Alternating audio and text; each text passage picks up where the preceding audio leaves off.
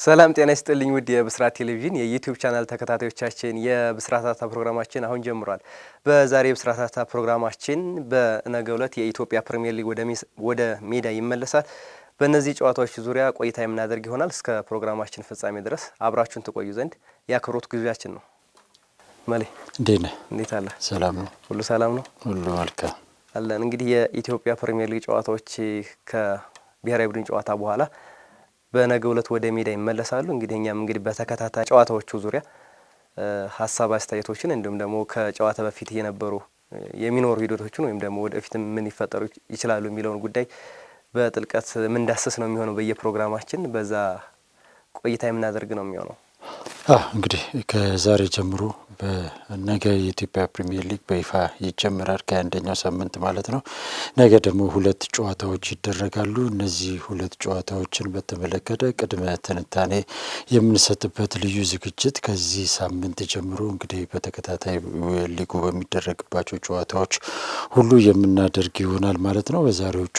በዛሬው ፕሮግራማችን እንግዲህ ቆይታ የምናደርገው ነገ ሀዲያ ሆሳዕና ከቅዱስ ጊዮርጊስ እንዲሁም አዳማ ከተማ ከድሬዳዋ ጋር የሚያደርጉትን ጨዋታዎች ዙሪያ ቆይታ የምናደርግ ይሆናል ማለት ነው። እንግዲህ በተከታታይ ባሉት ጨዋታዎች ከጨዋታ በፊት የሚኖሩ ሂደቶችን ለተመልካቾቻችን በተከታታይ የምናስቃኝ ነው የሚሆነው። እንግዲህ ከዛሬ ጀምሮ ይሄ በልዩ ሁኔታ የተዘጋጀው ፕሮግራማችን ጀምሯል። እንግዲህ በጥልቀት ጨዋታዎችን የምንዳሰስ ነው የሚሆነው። እንግዲህ እንዳልከው የ21ኛ ሳምንት ጨዋታዎች ነገ ወደ ሜዳ ይመለሳሉ። ቅዱስ ጊዮርጊስ ከሀዲያ ሆሳዕና ቀን 9 ሰዓት ላይ እንዲሁም ደግሞ ምሽት 12 ሰዓት ላይ አዳማን ከድሬዳዋ ከተማ ያገናኛል። እንግዲህ ሁለቱም ጨዋታዎች የሚጠበቁ ጨዋታዎች ናቸው። ከላይ ያሉትና ከታች ያሉት ክለቦች የሚያገናኝ ጨዋታ ነው። ቅዱስ ጊዮርጊስ ከሀዲያ ሆሳዕና የሚያደርጉትም ጨዋታ በእጅጉ የሚጠበቅ ጨዋታ ነው። ክለቦቹ 5ኛና 6ኛ ደረጃ ላይ ሆነው ነው ይህን ጨዋታ የሚያደርጉት። ከዋንጫ ፉክክሩ ላለመራቅ የሚያደርጉትም ጨዋታ ስለሆነ በእጅጉ የሚጠበቅ ጨዋታ ነው። በተመሳሳይ የአዳማ ከተማና የድሬዳዋ ከተማም ጨዋታ 14ኛና 16ኛ ላይ ሆነው በነጥባቸው 20ና 22 ነጥብ ይዘው በሁለት ነጥብ ልዩነት ተቀምጠው ነው የነገውን ጨዋታ የሚያከናውኑት። ከዚህ አንጻር እንግዲህ በደንብ የሚጠበቁ ጨዋታዎች ነው። ለነገሩ ከዚህ በኋላ የሚደረጉ ጨዋታዎች እንግዲህ ይበልጥ ትኩረትን የሚስቡ ጨዋታዎች ሆነው ነው የሚቀጥሉት። ላለመውረድም እንዲሁም ለዋንጫ ፉክክሩም በደንብ እያንዳንዱ ጨዋታዎች የፍጻሜ ያክል የሚታዩ ጨዋታዎች ሆነው ነው የሚቀጥሉት። እንግዲህ የሀዲያ ሆሳዕናና የቅዱስ ጊዮርጊስን ጨዋታ በቅድሚያ እንመልከት። ማለት እንግዲህ ቀደም ሲል እንደገለጽከው ነገ የሚደረጉት ሁለቱም ጨዋታዎች ብቻ ሳይሆኑ በአጠቃላይ በዚህ ሐዋሳ ላይ የሚኖሩ ጨዋታዎች ቀሪ በአጠቃላይ 14 ጨዋታዎች ነው የሚቀሩት። እንግዲህ በኢትዮጵያ ፕሪሚየር ሊግ እነዚህ ጨዋታዎች እንግዲህ ለሻምፒዮናውን ደረጃ ውስጥ የሚገቡትን እንዲሁም ከሊጉ የሚሰናበቱ ቡድኖች የሚለዩበት፣ ቡድኖች በአመቱ ውስጥ ካቀዱት አንጻር ምን አይነት አፈጻጸም ሊኖራቸው ይችላል የሚለውን ነገር የሚያስመለክቱበት ጨዋታ ከመሆኑ ጋር ተያይዞ ሁሉም ጨዋታዎች ይጠበቃሉ። በዋናነት ግን ዛሬ የምንመለከተው ነገ የሚደረጉትን ሁለት ጨዋታዎች ከመሆኑ ጋር ተያይዞ ነገ የሚደረጉት ሁለቱም ጨዋታዎች በሁለት ነጥብ ልዩነት ላይ በሚገኙ አራት ቡድኖች መካከል የሚደረግ ጨዋታ ነው። የአንዱ ሌላውን ማሸነፍ እርስ በርስና ከሌሎች ጋር በሚኖራቸው የደረጃ ልዩነት ሊፈጥር የሚችል ጨዋታ ነው የሚያደርጉት ማለት ነው። ሁለቱ ቡድኖች እንግዲህ ቀን 9 ሰዓት ላይ የሚገናኙት ቅዱስ ጊዮርጊስና ሀዲያ ሆሳዕና ናቸው። ሀዲያ 32 ነጥብ፣ ቅዱስ ጊዮርጊስ ደግሞ 30 ነጥብ ይዘው 5ኛና 7ኛ ደረጃ ላይ ይገኛሉ። እንደዚሁ በአንጻሩ ድሬዳዋ ከተማ 22 ነጥብ እንደዚሁም አዳማ 20 ነጥብ ይዘው 14ኛና 16ኛ ደረጃ ላይ ይገኛሉ ማለት ነው። እነዚህ ሁለቱም ቡድኖች እጅግ በጣም ወሳኝ ሊባል የሚችል ጨዋታ ነው። እንግዲህ የቀን 9 ሰዓቱ ጨዋታ ወደ ደረጃው ስለመግባት የሚደረግ ፉክክር ሲሆን የምሽቱ ጨዋታ ደግሞ ላለመውረድ የሚደረግ ትንቅንቅ የሚደረግበት ጨዋታ ነው ማለት ነው። ስለዚህ ከዚህ አንጻር የሁለቱ ቡድኖች ጨዋታ ተጠባቂ ይሆናል ማለት ነው። በተለይ እንግዲህ ምሽት ላይ የሚደረጉት የአዳማ ከተማና የድሬዳዋ ከተማ ጨዋታ እርስ በርስ በሚተዋወቁ አሰልጣኞችና ተጫዋቾች መካከል የሚደረግ ጨዋታ ነው ተብሎ ይታሰባልና የቀድሞው የአዳማ ከተማ አሰልጣኝ ይታገሱ እንዳለ በድሬዳዋ በኩል እንዲሁም 5 እና 6 ያህል የሚሆኑ የቀድሞ የአዳማ ከተማ ተጫዋቾች እንደዚሁ ድሬዳዋ ላይ ይገናኛሉና እርስ በርስ የሚደረግ የአሰልጣኞችና የተጫዋቾች ሽኩቻ የሚኖርበት ጨዋታ ይሆናል ተብሎ ይጠበቃልና እነዚህ ነገ የሚደረጉ ሁለቱም ጨዋታዎች እጅግ በጣም ዋጋ ያላቸው ጠንካራ ፉክክር ይደረግባቸዋል ተብሎ የሚታሰቡ ግን ጎል ላይቆጠርበት ይችላል ተብሎ የሚገመትም ጨዋታዎች ናቸው እነዚህ ሁለት ጨዋታዎች። እነዚህ ላይ እንግዲህ የተለያዩ ሀሳቦችን እያነሳን ቆይታ የምናደርግ ይሆናል። እንግዲህ እንዳልከው ነው ሁለቱም ጨዋታዎች በእጅጉ የሚጠበቁ ጨዋታዎች ናቸው። ከታችም ከላይም ያሉት እንዳልከው ከዋንጫ ፉክክሩ ላለመራቅ ቅዱስ ጊዮርጊስና ሀዲያ ሆሳዕና እንግዲህ እየተፎካከሩ እስከ መጨረሻው እድላቸውን ለመሞከር ያው 14 ጨዋታዎች ከመኖራቸው አንጻር እንግዲህ አሁንም እድል ስላላቸው ያንን እያሰፉ ለመሄድ የሚያደርጉት ጨዋታ ስለሆነ ይሄም የሚጠበቅ ጨዋታ ነው። ከታች ያሉትም እንግዲህ ድሬዳዋ ከተማም ቢሆን እንግዲህ አሁን አፋፉ ላይ ነው ያለው። ይሄን ጨዋታ ከተሸነፈም ምናልባት እዛው ወራጅ ቀጠናው ውስጥ የሚገባበት ስለሆነ አዳማ ከተማ ይሄን ጨዋታ ካሸነፈ ወራጅ ቀጠናው የመውጣት እድልም ስላለው ከዚህ አንጻር ጨዋታዎቹ በእጅጉ የሚጠበቁ ናቸው። እንግዲህ ቁጥራዊ መረጃዎች ምን ይላሉ? የእርስ በርስ ግንኙነታቸው ከዚህ በፊት የነበሩ ጨዋታዎችን እያነሳን ቆይታ ነው የምናደርገው። እንግዲህ ቅዱስ ጊዮርጊስና የሀዲያ ሆሳዕናን ጨዋታ ስንመለከት ቅዱስ ጊዮርጊስ ያለፉትን 5 ጨዋታዎች ውጤቱን ስንመለከት እንግዲህ 2 አቻና 3 ሽንፈት አጋጥሞታል። በሁለቱ አቻ ተለያይቶ 3 ተሸንፏል። ያባለፉት 5 ጨዋታዎች ለቅዱስ ጊዮርጊስ ጥሩ አይደሉም። ማግኘት ካለበት 15 ነጥቦች ያገኘው እንግዲህ 13ቱን ሉዝ አድርጓል። 2 ነጥብ ብቻ ነው ያገኘ። ይሄ ማለት እንግዲህ 15ቱን አሳክቶ ቢሆን ኑሮ ከመድን በላይ በ2 ነጥብ ርቆ የሚቀመጥበት እድል ነበረው ማለት ነው። እንግዲህ ቅዱስ ጊዮርጊስ ከዚህ አንጻር ነው እንግዲህ አሁን ላይ ሊቀመጥበት ከቻለው 5ኛ ደረጃ ላይ ሊቀመጥ የቻለው ማነው 6ኛ ደረጃ ላይ ሊቀመጥ የቻለው ከዚህ አንጻር ይህንን ማሳካት አልቻለም። ሀዲያ ሆሳዕና በአንጻሩ 3ቱን አቻ ተለያይቷል፣ 1 አሸንፏል፣ አንዱን ደግሞ ሽንፈት አስተናግዷል። ሀዲያ ሆሳዕና በተመሳሳይ 11 ነጥቦችን ሉዝ አድርጓል። ከዚህ አንጻር እንግዲህ የዛሬው ጨዋታ በደንብ የሚጠበቅ የሚያደርገው ከ5ቱን ጨዋታ ስንመለከት ሀዲያ ሆሳዕና የተሻለ ውጤት አስመዝግቧል። በአንጻሩ ከቅዱስ ጊዮርጊስ ማለት 1 አሸንፏል ከ5 ጨዋታ። ቅዱስ ጊዮርጊስ ምንም ጨዋታዎችን አላሸነፈም። ይህን ጨዋታ ለማሸነፍ ነው ወደ ሜዳ የሚገባው። እንግዲህ ከዛ በተጨማሪ የእርስ በርስ ግንኙነታቸውን ስንመለከት የ10 ጨዋታ የእርስ በርስ ግንኙነት ስንመለከት 7 ጊዜ አቻ ነው የተለያዩት። ይህ ጨዋታ 2 ጊዜ ቅዱስ ጊዮርጊስ አሸንፎ የበላይነቱን ይዟል። 1 ጊዜ ደግሞ ሀዲያ ሆሳዕና አሸንፏል። እንግዲህ ከዚህ አንጻር ስንመለከት በማሸነፉ በኩል በ10ሩ ጨዋታ ስንመለከት ፈረሰኞቹ የበላይነት አላቸው። በአንጻሩ ከቢሮዎቹ ደግሞ አንዱን ማሸነፍ ችሏል። 7ቱ አቻ ነው። እንዳልነው ግብ ላይ ይቆጠርበት ይችላል ልንል የሚያደርጉ ነገሮች እንደዚህ አይነት ቁጥራዊ መረጃዎች ይህንን ይናገራሉ ማለት ነው። እንግዲህ ሁለቱ ቡድኖች እንግዲህ ያለፉ 5 ጨዋታዎች በአጠቃላይ በቡድናቸው እንቅስቃሴ ላይ ትልቅ ተጽዕኖ ያመጣ ጨዋታ ነው ብሎ ማስለት ይቻላልና ወቅታዊ ፐርፎርማንሳቸውን ስታይ የሁለቱም ደካማ ተብሎ ሊጠቀስ የሚችል ነው። በአንጻራዊነት እርስ በርስ ከማነጻጸር አንጻር ካልሆነ በስተቀር እንደ አጠቃላይ ወይም ደግሞ ቀደም ሲል ከነበራቸው አፈጻጸም አንጻር ሲታይ ቡድኖቹ በጣም ወርደው ወይም ዝቅተኛ ውጤት ያስመዘገቡበት ጨዋታ ይሄ ነው።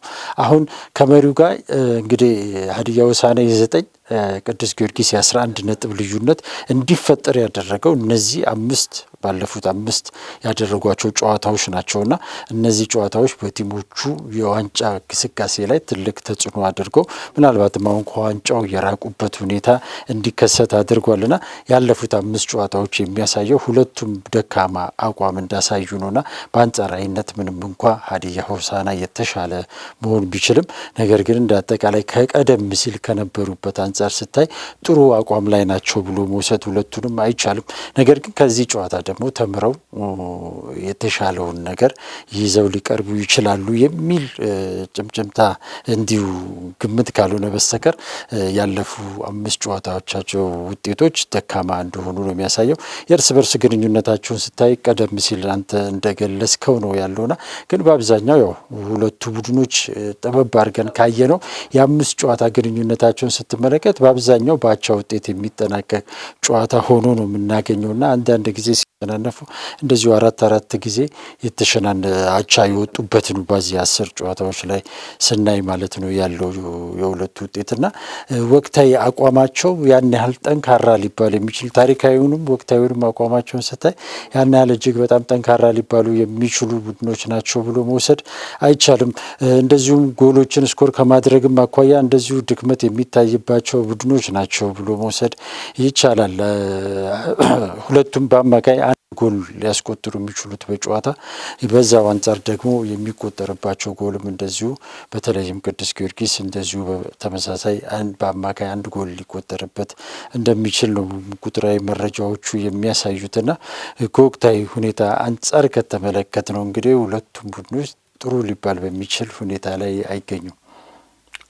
እንግዲህ እንዳየነው ነው የቁጥራዊ መረጃዎች እንደሚነግሩን እንግዲህ አምስቱን ጨዋታዎች ስንመለከት ደካማ የሚባል እንቅስቃሴ እና ያደረገው ቅዱስ ጊዮርጊስ እንግዲህ አመጣጡ ከአምስት ጨዋታዎች በፊት የነበሩት ወቅታዊ አቋሙ ጥሩ ነበረ። ጥሩ ነጥቦችን እየሰበሰበ ነበር። ከዛ በኋላ ያሉት አምስት ጨዋታዎች ግን አሁን ደረጃ ላይ እንዲገኝ ያደረጉት ውጤት እንዲመዘገብ ሆኗል። ሀዲያ ሆሳዕናም በተመሳሳይ የሚያስገርም ቡድን ሆኖ ተመልክተነው ነበር። ይሄ አምስት ጨዋታዎች ግን ደረጃውን ዝቅ ሊያደርጉበት ችለዋል። እንግዲህ ከዚህ ውጭ የምናነሳው ነገር የአሰልጣኞች አስተያየት ለጨዋታው አሰልጣኞች አስተያየት ምን አሉ የሚለውን ነገር እስኪ አንሳመር። ከአሰልጣኞቹ አስተያየት በፊት ስለ ወቅታዊ የቡድኖቹ መረጃዎች ብናወራ መልካም ይመስለኛል እና እነማን ይሰለፋሉ እነማን ላይሰለፉ ይችላሉ የሚለውን ነገር ብናስቀምጥ መልካም ይመስለኛል። በሁለቱም በኩል እንግዲህ ለነገው ጨዋታ መልካም ዜና ተብሎ ሊነገር የሚችለው በአብዛኛው ተጫዋቾቻቸው በሙሉ ጤንነት ላይና ከካርድ ነጻ መሆናቸው ይህን ጨዋታ በተሟላ ስኳድ እንዲጫወቱ ያደርጋቸዋል ተብሎ ይጠበቃል። ይህ ደግሞ በፉክክሩ ላይ ወይም ቀደም ሲል በነበራቸው አፈጻጸም ላይ ራሱ የቻለ ጥሩ በጎ ጎን በሁለቱም በኩል ይኖራል ተብሎ ይታሰባል። ይህ ደግሞ ጨዋታውን ተጠባቂ እንዲሆን ያደርገዋል ተብሎ ይታሰባልና መልካሙ ዜና ሁለቱ ጋር በጉዳትም በቅጣትም የማይሰለፉ ተጫዋቾች አይኖሩም። እንግዲህ ሌላው በቅዱስ ጊዮርጊስ በኩል የሚጠበቀው እንግዲህ ከቅዱስ ጊዮርጊስ ካስቆጠራቸው 19 ግቦች 19ኙን የሚያስቆጠሩት የፊት መስመር ተጫዋቾቹ ናቸው። ምናልባት የፊት መስመሩ ስል እንደሆነ ትመለከታለ እና አማኑኤል ኤርቦ እነ ተገኑ ተሾመ እንዲሁም የመሳሰሉ ተጫዋቾች አሉ። ፍጹም ጥላሁን 6 ግቦችን አስቆጥሯል። ኤርቦም 6 ግብ አለው። ማን ነው ፍጹም ጥላሁንም 6 ግቦች አሉትና የፊት መስመሩ የቅዱስ ጊዮርጊስ ስል ነው ብለን እንድንናገር ያደርገናል ካስቆጠሯቸው ጎሎች አንጻር ስንመለከት። ከዛ በተጨማሪ ሀዲያ ሆሳዕናን ስንመለከት የፊት መስመሩ ትንሽ ደከም ያለ ነው። የሚያስቆጥሩትን ጎል ያን ያክል የአምስት ግቦችን የፊት መስመሩ ያስቆጠረው አማካይ ክፍሉ ከፊት መስመሩ የበለጠ ጎል አስቆጥሯል። 7 ግቦችን በጋራ አስቆጥረዋል። በተመሳሳይ ተከላካይ ክፍሉም 5 ግቦችን አስቆጥረዋል። እንግዲህ የሄኖክ አርፊጮ ሚና እየተመለከተ ነው። በግሉ 3 ግቦችን አስቆጥረዋል። ካፒቴኑ ሄኖክ አርፊጮ እንደነዚህ አይነት ጨዋታዎች ላይ የሚጠበቅ ነው። የሚያገባቸውን ቅጣት ምቶች በተደጋጋሚ እየተመለከተ ነው። ሄኖክ አርፊጮ እንደዚህ አይነት ጨዋታዎች ላይ ይህንን ሚናው እንመለከታለን ተብሎ ይታሰባል። እንግዲህ በሀዲያ ሆሳዕና በኩል ማለት ነው። በቅዱስ ጊዮርጊስንም እንዳልነው የፊት መስመሩ ጥሩ ይመስላል። እንግዲህ ጥሩ አጥቂዎች የያዘ ቡድን በመሆኑ ከዚህ አንጻር እነዚህ ተጫዋቾች ይጠበቃሉ። በተመሳሳይ በሀዲያ ተመስገን ብርሃኑ፣ ብሩክ ማርቆስ እነዚህ ወጣት ተጫዋቾቹ የሚጠበቁ ናቸው። እንግዲህ ከዚህ አንጻር በደንብ ፉክክር ይታይበታል ተብሎ ይታመናል። ምክንያቱም ቅዱስ ጊዮርጊስ የሚያሸንፍ ከሆነ ወደ ላይ ከፍ የሚልበት ነው። በተመሳሳይ ሀዲያ ሆሳዕና የሚያሸንፍ ከሆነ ደረጃውን የሚያሻሽልበት፣ አለበለዚያ ግን ሲሸናነፉ ደረጃ የሚቀያየሩበትም ነገር ስለሚመጣ ይሄ ጨዋታ በእጅጉ የሚጠበቅ ነው የሚሆነው። የአሰልጣኞቹን አስተያየት እንግዲህ በመጨረሻ ወደ አንተ ላምጣውና አሰልጣኞቹ ጋር ቆይታም ስላደረግ እንግዲህ ሁለቱም አሰልጣኞች ጋር ጨዋታውን ከምንም በላይ ለማሸነፍ ወደ ሜዳ እንደሚገቡ ነው ሁለቱም እየተናገሩ ያሉት። ከምንም በላይ ጨዋታ በተለይም ሐዋሳ ላይ የመጀመሪያ ጨዋታው ከመሆኑ ጋር ተያይዞ እና በሐዋሳ የሚኖራቸውንም ቆይታ በመልካም ለመጀመር መልካም አጋጣሚ ነው እና ይህም መልካም አጋጣሚ ሁለቱም ለማግኘት ትኩረት አድርገው ወደ ሜዳ እንደሚገቡ ነው የገለጹልን። እንግዲህ ዛሬ የመጨረሻ ልምምዳቸውን ሁለቱም ማድረግ ነበረባቸው። ጠዋት ላይ እንግዲህ ቅዱስ ጊዮርጊስ ልምምዱን አድርጓል። ሀዲያ ሆሳዕና ግን ጠዋት ላይ ካፊያ በመጣሉ ምክንያት ወደ ልምምድ ሜዳ ሊሄዱ ወደ ሰርቪስ ከገቡ በኋላ የአየር ሁኔታውን አይተው ልምምዱ እንዲቋረጥ እንዳደረጉ ነው መረጃዎች እየደረሰኝና ሁለቱም አሰልጣኞች ጨዋታውን አሸንፈው ለመውጣት ተገቢውን ዝግጅት ማድረጋቸውን ነው እየተናገሩ የሚገኙት። እንግዲህ በደንብ የሚጠበቅ ነው የጨዋታ እንግዲህ ማን ያሸንፋል የሚለው የሚጠበቅ ነው። ተመልካቾቻችንም ሀሳብ አስተያየታቸውን ኮሜንት ሴክሽን ላይ ባካፈሉን ደስ ይለናል። ማን ያሸንፋል የሚለውን ግምታቸውን ቢያስቀምጡልን አሪፍ ነው። እንግዲህ ይህን ጨዋታም ሐዋሳ የሚገኙ ደጋፊዎችም በተለይ ደግሞ የሀዲያ ሆሳዕና ደጋፊዎች ከዚህ በፊት ከነበሩት የሁለቱ ሜዳዎች ጨዋታ በአንጻራዊነት ቅርብ ነው ተብሎ ይታመናል። እንግዲህ ሐዋሳ ለሀዲያ በተወሰነ ከድሬዳዋና ከአዳማ ከነበሩ ጨዋታዎች ይሄ ጥሩ አጋጣሚ ይመስላል። እንግዲህ ብዙ ተመልካቾች ወደ ሜዳ ገብተው ይመለከቱታል ተብሎ ይታሰባል። እንግዲህ ሌላው የምሽት 12 ሰዓቱን ከዛ በፊት ግን ማን ያሸንፋል ከቅዱስ ጊዮርጊስና እንደኔ ቁጥራዊ መረጃዎች እንደሚያስረዱት ከሆነ እንደው ካሉት አሁን 5 ጨዋታዎችን ወስደን እንኳን ስንመለከት ትንሽ ባቸው ውጤት የሚጠናቀቅ ይመስለኛል። እኔ ቁጥራዊ መረጃዎች ስንመለከት አምስቱም ደካማ የሚባል የአምስቱ ጨዋታዎች ፐርፎርማንሳቸው ደካማ የሚባል ነው። ከዛ አንፃር የግንኙነታቸውም 7 ጊዜ አቻ በመሆኑ አብዛኛው ቁጥሩን የሚያስረዳው እንደዛ ስለሆነ ባቸው ውጤት የሚጠናቀቅ ይመስለኛል። አንተ ማን የሚያሸንፍ ይመስላል? እኔም በአብዛኛው ወደዛ ነው የሚሄደው። ሁለቱም ቡድኖች ካያቸው ባለፉት 20 ጨዋታዎች ላይ ባደረጓቸው ጨዋታዎች ላይ ጎል ካገቡ የማይገባባቸው ከገባባቸው ደግሞ የማያገቡ ቡድኖች ናቸው ሁለቱም። ለምሳሌ ሀዲያ ሆሳዕናን ከተመለከት ነው በ11 ጨዋታዎች ላይ ጎሎችን ቀድሞ ማግባት 12 ጨዋታዎች ላይ ጎሎችን ቀድሞ ማግባት ችሏል። በ11ዱን ቀድሞ ባገባባቸው ጨዋታዎች ላይ ማሸነፍ ችሏል። ቅዱስ ጊዮርጊስ በአንጻሩ በ9 ጨዋታዎች ላይ ጎሎችን ቀድሞ ማግባት ችሏል። ከ9ኙ 8ቱን አሸንፏል። ያሸነፋቸው 8 ጨዋታዎች ነው። ጊዮርጊስ 8ቱንም ሲያሸንፍ ጊዮርጊስ መጀመሪያ ጎል አስቆጥሮ ነውና በአንዱ ጨዋታ ብቻ አቻ የተለያየበት እሱም በአቻ ውጤት የተጠናቀቀ ጨዋታ ላይ ቅዱስ ጊዮርጊስ 6 ጨዋታዎችን በአቻ ውጤት ነው ያጠናቀቀው። ከ6ቱ በአቻ ካጠናቀቃቸው ጨዋታዎች ጎል ማስቆጠር የቻለው በአንዱ ብቻ ነው። በ5ቱ ጨዋታዎች ላይ ቅዱስ ጊዮርጊስ ጎል አላስቆጠረም እና አንድ ጎል ባስቆጠረበት ጨዋታ ላይ ጨዋታውን በአቻ ውጤት ማስጠናቀቅ ችሏልና 9 ጨዋታዎች ላይ ቅዱስ ጊዮርጊስ ቀድሞ ጎል አስቆጥሮ 8ቱን ማሸነፍ ችሏል። ሀዲያ ሆሳዕና በአንጻሩ 12 ጊዜ እንትን ብሎ 11ዱን ማሸነፍ የቻለበት ነው። እንደዚሁም ጎል ቀድሞ ከተቆጠረባቸው ሁለቱም ማሸነፍ አይችሉም።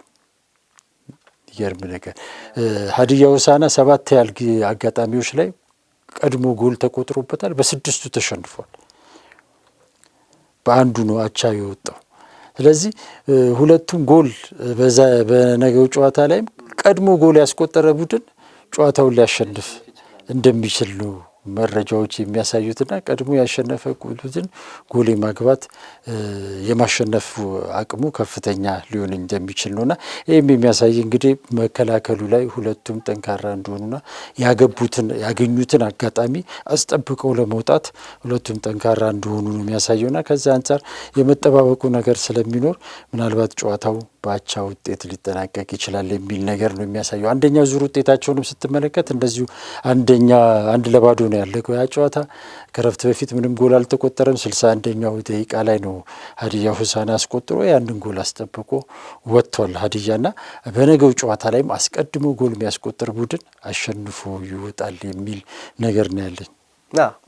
በነገራችን ላይ እንደዚህ አይነት ነገር በእነዚህ ክለቦችን ብቻም ሳይሆን አጠቃላይ ክለቦችን ስንመለከት በደንብ ጥንቃቄ መርጠው የሚገቡ ክለቦች ናቸው እየበዙ ያለ ነው። በኢትዮጵያ ፕሪሚየር ሊግ ዘንድሮ ከመቼውም ጊዜ በበለጠ ጎል የማይቆጠርበት ሆኖ እየተመለከተ ነው። ትንሽ ጎሎችን 1-0 1 አቻ ግፋ ካለ 2 አቻ እንደዚህ አይነት ነገሮችን እያየን ነው እየተመለከትን ከዚህም በኋላ እነዚህ ነገሮች የሚቀጥሉ ነው ይመስሉ። ምክንያቱም ጨዋታዎቹ በገፉ ቁጥር በደንብ ጥንቃቄን እየመረጡ የሚሄዱ ይመስለኛል።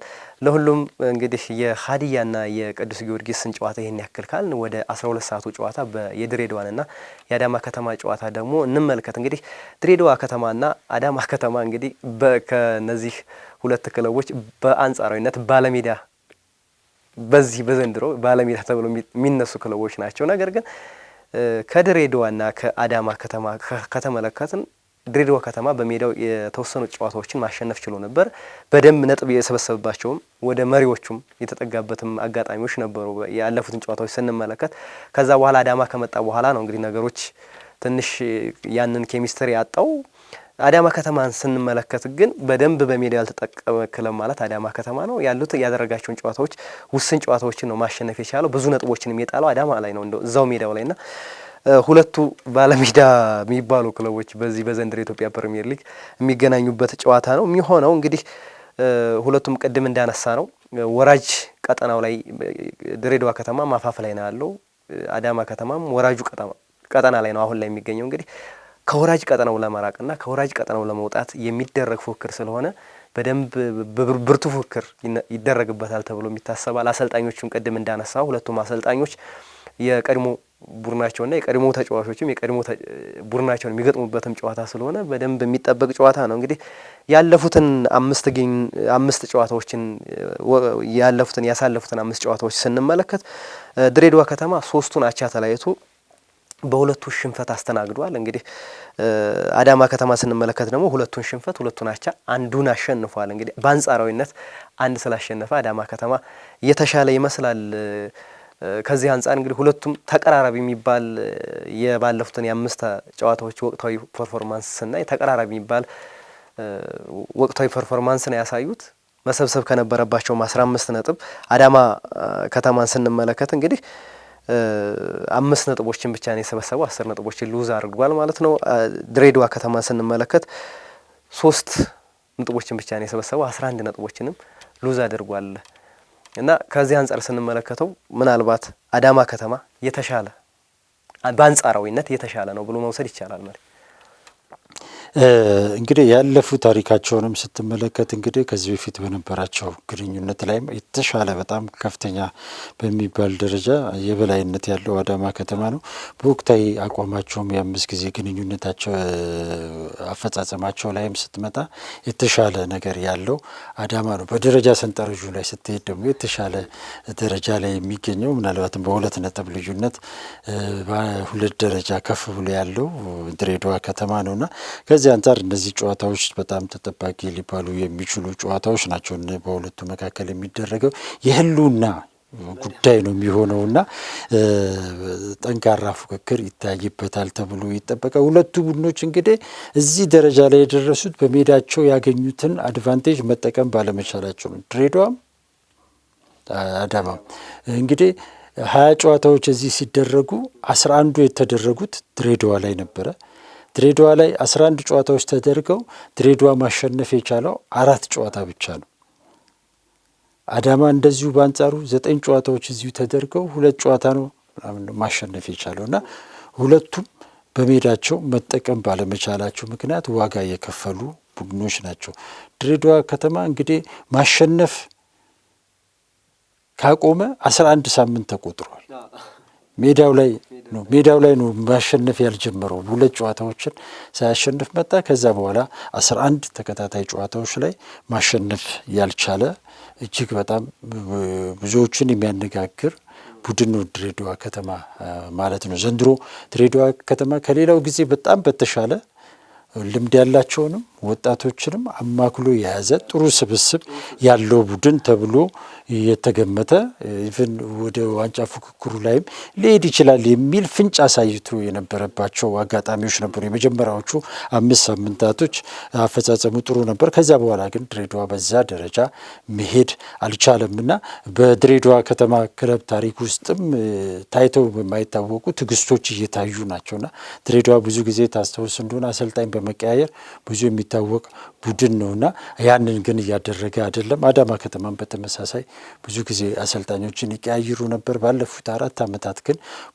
ቡድኑ እየወረደም ወደ ታችም እያዘቀዘቀም ቢሆን ትዕግስት በጣም እየታየባቸው ናቸውና ሁለቱም ትዕግስት ለአሰልጣኞች ጊዜ መስጠታቸው እጅግ በጣም መልካም ሊባል የሚችል ነገር ነው።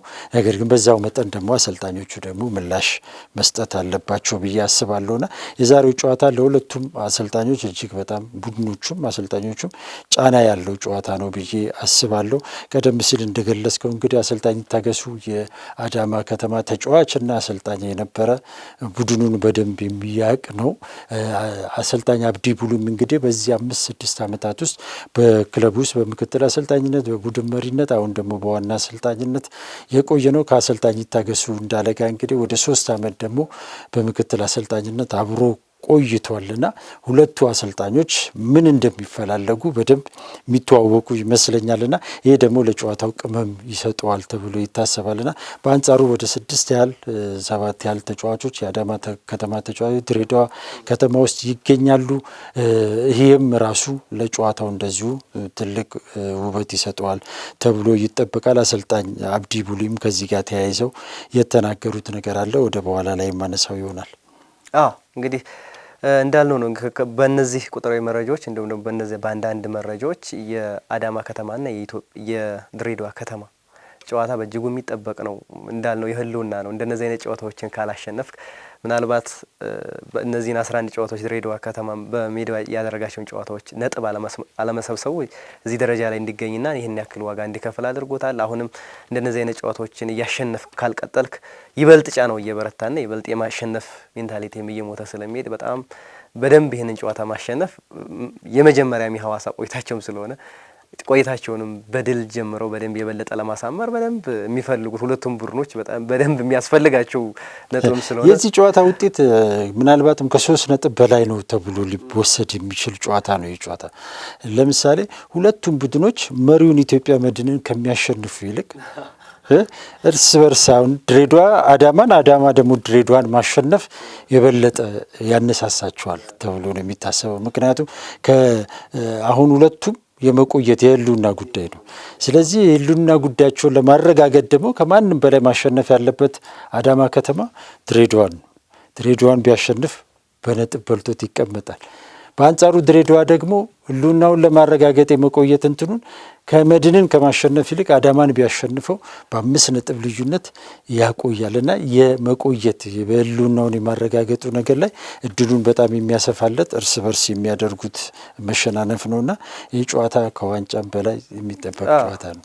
በሁለቱም በኩል እንግዲህ ጥሩ ተጫዋቾችን ይዘዋል። ቅድም እንደጠቀስከው አንተም በተለይ ደግሞ ድሬዳዋ ከተማ ልምድ ያላቸውም ደግሞ ከአዳዲስ ወጣት ተጫዋቾች ጋር ያጣመረ ቡድን እንደሆነ ተመልክተን ነበር። መጀመሪያ እንደ አህመድ ረሺድ ሽሪላው እንደ ናስራት ቱንጁ አይነት ልምድ ያለው በብሔራዊ ቡድኑም ጥሩ እንቅስቃሴ እያደረጉ የሚገኙ ተጫዋቾችን የያዘ ቲም ነው። የፊት መስመሩን በእርግጥ መሐመድ ኑር ናስር ከተጎዳ በኋላ የአሰልጣኝ ይታገሱ በደንብ ያንን ሙመንታቸውን ያጡት ይመስለኛል። ከዛ በኋላ ነገሮች የተበላሹ እሱ እንደተጎዳ ከዛ በኋላ ነው እንግዲህ የማጥቃት መስመሩ ተዳክሞ ከቻርለስ ሙሴ ጋር የነበራቸውን ጥምረት በደንብ የሚታይ ጥምረት ነበራቸው መሐመድ ኑር ናስር። ከዛ በኋላ ከተጎዳ በኋላ በደንብ ሲቸገሩ የተመለከትናቸው ነው። እሳቸውም ይህንን በተደጋጋሚ ያነሱታል። እንግዲህ መሐመድ ኑር ናስር መጎዳት ቲማቸውን እንዳበላሸው ጎል ለማስቆጠርም በደንብ እንደተቸገሩ በተደጋጋሚ ያነሱታል። ነገር ግን ይህንን ነገር አቀናጅተው መሄድ አልቻሉም። ልምድ ያላቸውን ከወጣቶቹ ጋር በደንብ ለውጤታማነት ሊያበቃቸው አልቻለም። በተመሳሳይ አዳማ ከተማንም ስንመለከት የወቅቱ ያምነው የኢትዮጵያ ፕሪሚየር ሊግ ኮከብ ተጫዋች የተባለው ቢኒያም አይተን ነነቢል ኑሪ አይነትና ስንታየው መንግስቱን ጎል አስቆጣሪ በደንብ አሁን በግሉ ጥሩ ጊዜን እያሳለፈ ነው ብዬ ነው ማስበው። ስንታየው መንግስቱ እንግዲህ ከወላይታ ዲቻ ወደ አዳማ ከተቀላቀለ በኋላ በደንብ ጥሩ ጊዜን እያሳለፈ ይገኛል። ነቢል ኑሪን በተመሳሳይ ቢኒያም አይተንም በተመሳሳይና ግን ይህን ነገሮች አቀናጅቶ በደንብ ቡድኑን ከመጥቀም ውጤታማ ከመሆን አንጻር በሁለቱም የሚነሳ አንድ አይነት ሀሳብ አለ። እነዚህን ተጫዋቾች በደንብ አቀናጅቶ ወደ ውጤታማነት ከማምጣት ጋር በተያያዘ ብዙ ጥያቄ ይነሳባቸዋል። ዞሮ ከዚህ እነዚህ ተጫዋቾች የሚጠበቁ ናቸው። የግል ክህሎትም ይጠበቃል። እዚህ ጨዋታ ላይ አንዳንድ እንደነዚህ አይነት ጨዋታዎች ላይ ጥራት ያለው ተጫዋች በደንብ ቡድኑን ይዞ ሲወጣ እንመለከታለን። በዛሬም ጨዋታ ይህንን ነገር የምንጠብቅ ይመስለኛል። እንግዲህ በድሬዳዋ በኩልም አጥቂው ቻርለስ ሙሴጌ እና ናስራት ቱንጁ እነ አህመድ ረሺድ ሽሪላው በብሔራዊ ቡድን ተቀይሮ ገብቶ ጥሩ እንቅስቃሴ ሲያደርግ ግብጽ ላይ በተለይ በደንብ አብዶዎችን አይተናል እንዴት ሲያደርግ እንደነበረ። እንግዲህ ይህንን በዛሬው ጨዋታ ይደግመዋል ወይስ ደግሞ ቡድኑን ለውጤታማነት ያበቃሉ የሚለው የሚጠበቅ ነው የሚሆነው። እንግዲህ ወደ አሰልጣኞቹ አስተያየት እንሂድና እንቋጭ። ከዛ በፊት ግን ያው ቀደም ሲል አንተም እንደገለጽከው አላቅም በአዳማ በኩል አሰልጣኝ አብዲ ቡሊን አናግሬያቸው ነበርና በነገው ጨዋታ ላይ ሁሉም ተጫዋቾች ከዚህ በፊት የተጎዱ ተጫዋቾች በሙሉ አሁን ላይ በመልካም ጤንነት ላይ እንደሚገኙና ወደ ሜዳም እንደሚገቡ ነገ ሙሉ ስኳዳቸውን ይዘው እንደሚገቡ የገለጹበት ሁኔታ አለ። እንግዲህ በአዳማ በኩል እንግዲህ ቢኒያም አይተን በጉዳት ምክንያት በተደጋጋሚ ጨዋታዎች ላይ አይጫወትም ነበረ። ተከላካይ ክፍሉን ደግሞ በጣም ግሬስ ጠንካራ ያደረገው ፍቅሩ አለማየሁ እንደዚሁ በጉዳት ምክንያት ከሜዳ ርቆ ነበረ። ነገር ግን እነዚህ ሁለት የቡድኑ ከኋላና ከፊት ጥንካሬ መሰረት የሆኑ ተጫዋቾች በነገው ጨዋታ ላይ ወደ ሜዳ እንደሚገቡና ለቡድኑ ተሰልፈው ግልጋሎት እንደሚሰጡ የገለጹበት ሁኔታ አለ። እንግዲህ በነገው ጨዋታ ላይ ቢኒያም አይተም ከአዳማ በኩል ይጠበቃል ብዬ አስባለሁ። ቻርልስ ሙሴጌም እንደዚሁ የድሬዳዋ ከተማ የጨዋታው ልዩነት ፈጣሪ ሊሆን ይችላል ተብሎ ይጠበቃል። አንጋፋው የቡድኑ ሚዛን ጠባቂ መስዑድ መሐመድም እንደዚሁ በዚህ ጨዋታ ላይ ሌላው የሚጠበቅ ተጫዋች ነውና እነዚህ ተጫዋቾች ይጠበቃሉ።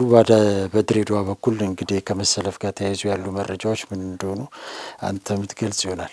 እንግዲህ በጉዳት በኩል ያሬድ ታደሰ የፊት መስመር ተጫዋች ነው፣ እሱም ማይሰለፍ ይሆናል። ሲያም ሱልጣን ተከላካዩም እሱም ማይሰለፍ ይሆናል ብለዋል ይታገሱ እንዳለ።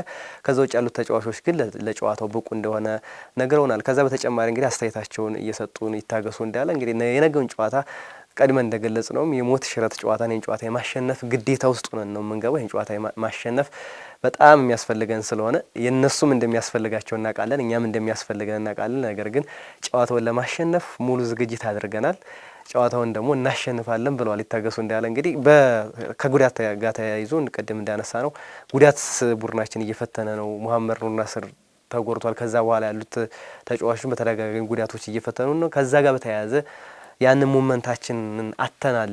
በተለይ ደግሞ ከድሬዳዋ ከወጣንም በኋላ ወደ አዳማ የነበሩት ጨዋታዎች ላይ በተደጋጋሚ ጥሩ እንጫወታለን፣ ነገር ግን ግቦችን ማስቆጠር አልቻለም። የሚቆጠሩብን ግቦች አሳማኝ አይደሉም ብለዋል። እንግዲህ ያንን መልሰን ወደ ከወራጅ ቀጠናው ለመራቅ የዛሬውን ጨዋታ የማሸነፍ ግዴታ ውስጥ ሆነን ነው የምንገባው ብለዋል ይታገሱ።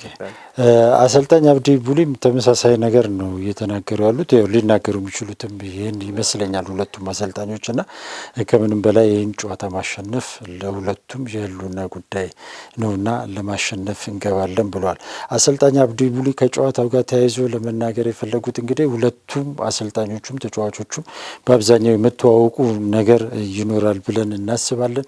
ያን ለመፍታት ደግሞ ራሳችን የተለየ ዝግጅት አድርገናል። እንዴት ማሸነፍ አለብን፣ እንዴት መጫወት አለብን፣ ጨዋታውን እንዴት ጠብቀን መሄድ አለብን የሚለው ላይ በደንብ ሰርተናል። ያንን ለመተግበር እንሞክራለን። በዛም ልዩነት ፈጥረን ጨዋታውን አሸንፈን ለመውጣት እናደርጋለን ብለዋል። ከዛ ባሻገር እንግዲህ በሁለቱም ቡድኖች ተመልክተ ከሆነ ሁለቱም ቡድኖች በርካታ ጎሎችን የሚያስተናግዱት ከረፍት በኋላ ነው። ሁለቱም ቡድኖች ከረፍት በኋላ ጎሎችን ያስተናግዳሉ። አዳማ ከተማ በተለይ መጨረሻዎቹ 10 ደቂቃዎች ላይ ብዙ ጎሎችን የሚቆጠርበት ቡድን ነው አዳማ ከተማ። ድሬዳዋ ከተማ ደግሞ እንደዚሁ ከረፍት በኋላ ባሉ ደቂቃዎች ላይ ጎሎች የሚያስተናግድ ቡድን ከመሆኑ ጋር ተያይዞ አሰልጣኝ አብዲ ቡሊ የልምድ ችግር ነው ይህንን እንድናደርግ እያስገደደን ያለውና ብዙ ጊዜ ያሉን አማካይ ላይም ተከላካይ መስመር ላይ ያሉ ተጫዋቾች ለሊጉ ብዙ ልምድ ያላቸው አይደሉም፣ ወጣቶች ናቸውና ከዛ ጋር ተያይዞ ያገኘነውን ውጤት አስጠብቀን መሄድ ላይ ክፍተት አለብን። እዛ ላይ እየሰራን ነው። ያንንም በነገው ጨዋታ ላይ አርመን ለመቅረብ እንሞክራለን ብለዋል። እንግዲህ ይሄ ጨዋታ በእጅጉ የሚጠበቅ ጨዋታ ነው። እንግዲህ ማን ያሸንፋል የሚለውን ቅድመ ግምት እስኪ ንገረን። ማን ያሸንፋል ከድሬዳዋና ከአዳማ? ግምቱን ለማን ትሰጣለህ? አስቸጋሪ ነው፣ ከባድ ነው ለሁለቱ ነው ብዬ ነው ማስበው። ይህም ጨዋታ እኔ በአብዛኛው በአቻ ውጤት ይጠናቀቃል የሚል ነገር ነው ያለኝ። ሁለቱ ጋም ከፍተኛ የማሸነፍ ፍላጎቶች አሉ፣ ነገር ግን በዛው መጠን ደግሞ ከፍተኛ የሆነ ጥንቃቄዎች አሉ። ሁለቱም ጎሎች እንዳይስቆጠርባቸው በደንብ በራቸውን ዘግተው ነው ሊጫወቱ ይችላሉ ብዬ ማስበውና ጨዋታው በአብዛኛው ባቻ ውጤት ነው የሚጠናቀቀውና ከዛ አንጻር ካየው በአዳማ ጎሎች ካስቆጠረ ብዙ ጊዜ አሸንፎ የሚወጣባቸው አጋጣሚዎች በርካቶች ናቸውና ድሬዳዋ በአንጻሩ አሁንም በንጽጽር ካየኸው ጎሎች አስቆጥሮ ነጥብ ይዞ ከመውጣት አንጻር ከአዳማ የተሻለ እንደሆነ ነው የምትመለከተውና ጨዋታው በአብዛኛው በአቻ ውጤት ይጠናቀቃል ብዬ ነው የማስበው። እኔ ግን ለድሬዳዋ ግምቱን እሰጣለሁ እኔ ምክንያቱም የአብዲ ቡሊ እንዳሉት የአዳማ ከተማ ተጫዋቾች ትንሽ በልምድ የሚቸገሩ ይመስለኛል። ተጫዋቾቹ ካየናቸው አብዛኞቹ ወጣት ተጫዋቾች ናቸው። ከዛ አንጻር ከዚህኛው ቡድን ጋር ስናነጻጽረው ደግሞ በድሬዳዋ ከተማ ልዩነት ፈጣሪ ተጫዋቾች ይኖራሉ ብዬ አስባለሁ። ከዛ አንጻር እኔ ግምቴ ለድሬዳዋ እሰጣለሁ። ድሬዳዋ ከተማ ያሸንፋል ብዬ አስባለሁ። ድሬዳዋ ከተማ ያሸንፋል ብዬ አስባለሁ። በነገራችን ላይ ድሬዳዋን በተመሳሳይ እኮ ልምድ ያላቸው ተከላካዮች አሉት። ልምድ ብቻ ሳይሆን አንድ ክለብ ላይ የተጫወቱም ለመዋሃድም ችግር ያለበት ቡድን አይደለም ድሬዳዋ እኮ። ነገር ግን ችግሩ ግን ጎልቶ እየወጣበት ግን ነው። አሁን ድሬዳዋም ለምሳሌ ከረፍት በኋላ አዳማ 20 ጎል ተቆጥሮበታል። ከተቆጠረበት 28 ጎል 20 ጎል የተቆጠረው ከረፍት በኋላ ነው። በድሬዳዋም በአንጻሩ ስትሄድ ወደ 19 ጎል ያህል ነው የተቆጠረበት። ከ19ኙ 14ቱ ጎል የተቆጠረው ድሬዳዋ ላይም ከረፍት በኋላ ነው። ስለዚህ ሁለቱ ጋም ችግር አለባቸው። የማስጠበቅ ችግር ያገኙትን አጋጣሚዎች አስጠብቆ የመሄድ ነገር ላይ ሁለቱ ጋም ክፍተት የሚስተዋልባቸው ይመስለኛልና ያው ከረፍት በኋላ ጎሎች መስተናገድ በእኛም ሊግ በአውሮፓም ሊግ ላይ ብዙ ጊዜ የሚጠበቅ ነው። ያው ተጫዋቾች እየደከሙ ስለሚመጡ የነበራቸውን አቅም ይዘው ላይሄዱ ይችላሉ። ነገር ግን ሁለቱ ላይ ግን በጣም ጎልቶ የሚታይ ችግር ነውና እኔ አላውቅም፣ በአብዛኛው ባቻ ውጤት ይጠናቀቃል ነው። መልካም እንግዲህ ዝግጅታችን በዚሁ እንቋጭ። የዛሬው የኢትዮጵያ ፕሪሚየር ሊግ ጨዋታዎች በሮቡ የሚደረጉ ጨዋታዎች ላይ ዳሰሳ ያደረግንበት የብስራት ዳታ ፕሮግራማችን ይህንን ይመስል ነበረ። ፕሮግራሙን አዘጋጅተን ወደ እናንተ በማቅረቡ መላኩ ወልደ ሰንበትና እኔ አንተነህ ታረቀ ከመላው ስቱዲዮ ባለሙያዎች ጋር በጋራ በመሆን አብረን ቆይታ አደረግን። የማን ያሸንፋል ግምት አስተያየታችሁን ኮሜንት ሴክሽን ላይ አካፍሉን። ሰናይ ቀን ተመኘን።